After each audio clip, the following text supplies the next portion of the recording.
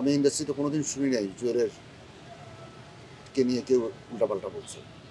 আমি জুয়েলের কাছে যেই যখন হেল্প চাইতে গেছে সেটা ছোট বড় সবাই, আমি তোর বড়, সে কখনো কার্পণ্য করে না। যতটুকু চেষ্টা করে, যতটুকু টেকনিক্যালি হোক, মেন্টালি হোক, ও অনেক ভালো মানুষ ছিল। জুয়েল ভাইয়ের সাথে একেবারে ছোটবেলা থেকে আমরা ওনার ভক্ত। উনি আমার মায়ের লেখা গান গিয়ে ওনার প্রথম অ্যালবামে বাচ্চু ভাইয়ের সুরে ছিল প্রচুর গান। ওনার একটা গান আমি কাভারও করেছি, এমন কিছু কথা আছে আমার ইউটিউব চ্যানেলে, আমার মায়ের লেখা বলে আমার প্রিয় গান। আমি একদিন বলছিলাম, জুয়েল ভাই আপনার এই গানটা আমার অনেক প্রিয়, আমি কি গাইতে পারি? হ্যাঁ, অবশ্যই গাইতে পারো।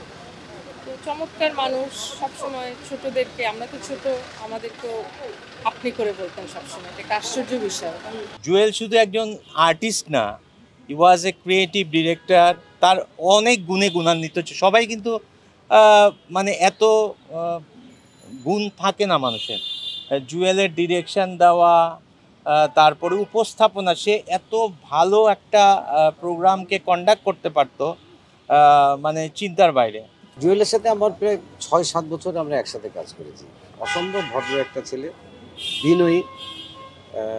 ও যে মাপের শিল্পী ছিল, সেই জায়গা থেকে আমি বলবো অসম্ভব বিনয়ী একটা ছেলে ছিল। গানের জন্য গান অন্তঃপ্রাণ ছিল এবং সে একাধারে খুব ভালো ক্যামেরাম্যান ছিল। আমার জানা মতে জুয়েল যাদের সাথে মিশেছে, যাদের সাথে কাজ করেছে, সবাই ওকে প্রচণ্ড ভালোবাসত। ওর প্রতি কারোর কোনোরকম রাগ ক্ষোভ বা আছে বলে আমার জানা নেই। আমি দেশের বাইরে গেছিলাম, আসছি কিছুদিন আগে। আমি যাওয়ার আগে আমরা একটা শ্যুট করছিলাম, ওটাতে জুয়েল আসছিল। তো এসে বললো যে আর তো বাসায় বসে ভালো লাগতেছে না, তাই একটু দেখতে আসলাম। যদি ওই কাজটার মধ্যেও জড়িত ছিল। আমরা একটা ইশতিয়াক ভাইকে ট্রিবিউট করে আমরা একটা অনুষ্ঠান রেকর্ড করেছি। তো জুয়েল টোটাল ব্যাপারটার মধ্যে ছিল। তো ইশতিয়াক ভাই ওয়াইফের সাথে কথা বলেছে, সব গান টানগুলি, লিগাল ইস্যুসগুলো দেখেছে, শুটিংয়ে আসছিল। তো সে আমাকে একটা ভুলও ধরাই দিল যে এখানে এইভাবে করাটা এটা ঠিক হচ্ছে না। তো ওই জায়গাটা থেকে একটা মানুষ চলে গেল,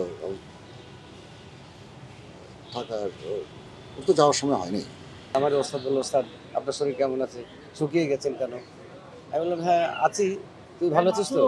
বলে, আছি ভালো, আছি ভালো। ও তো খুব ওর নিজের দুঃখ কষ্ট কাউকে কখনো বলতো না। ও সবসময় হাসি খুশি থাকতো, সবসময়। ওকে দিকে বোঝার উপায় ছিল না যে ওর ডিজিজ নিয়ে এত কষ্ট করতেছে, দেখে বোঝার উপায় নেই। অলওয়েজ হাসি খুশি ছিল। হাসান আবেদনের যে জুয়েল খুব লো প্রোফাইলে থাকতেন। উনি সবসময় কিন্তু কোনো অত প্রচার বিমুখ মানুষ ছিলেন না। তো খুব সাইলেন্টলি মিউজিক করতেন। খুব মানে এমন না যে সবাইকে ফোন করে করে গান করবো, মিউজিক করবো, এরকম ওরকম আর্টিস্ট ছিলেন না। উনি খুব দেখা হলে কথা বলতেন, চুপচাপ। তার স্নেহ পায়নি এরকম মানুষ মনে হয় ইন্ডাস্ট্রিতে খুব কম আছে। উনি যে কোনো অনুষ্ঠানে, যে কোনো কাজে, যে কোনো কিছুতে ওনার সহযোগিতা পায়নি এরকম না। এবং ফোন করে যেভাবে উনি আমাদের সবার খোঁজ খবর নিতেন অসুস্থ থাকা অবস্থায়ও, যে এরকম বিনয়ী মানুষ, এরকম গুণী মানুষ, ওখান থেকে শেখার আছে যে কিভাবে আসলে একজন বড় মাপের মানুষের মনটা কত বড় হতে হয়। এটা জুয়েল ভাইয়ের কাছ থেকে শেখার আছে। জুয়েল ভাই সবসময় বড় ভাই ছিলেন আসলে, আমি বলবো।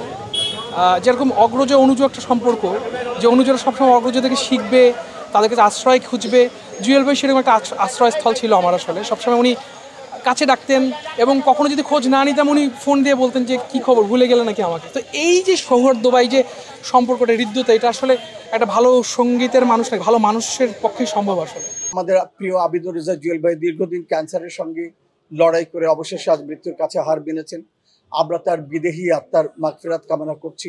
জুয়েল ভাই কেবল যে একজন গায়ক ছিলেন তা না, তিনি একই সাথে অসাধারণ একজন অনুষ্ঠান করতে পারার মতো মানুষ ছিলেন। তিনি টেলিভিশন ইন্ডাস্ট্রিতে কাজ করেছেন, তিনি ইভেন্ট ম্যানেজমেন্টে কাজ করেছেন এবং যতগুলো জায়গায় তিনি কাজ করেছেন তিনি তার সেরাটা দিয়েছেন।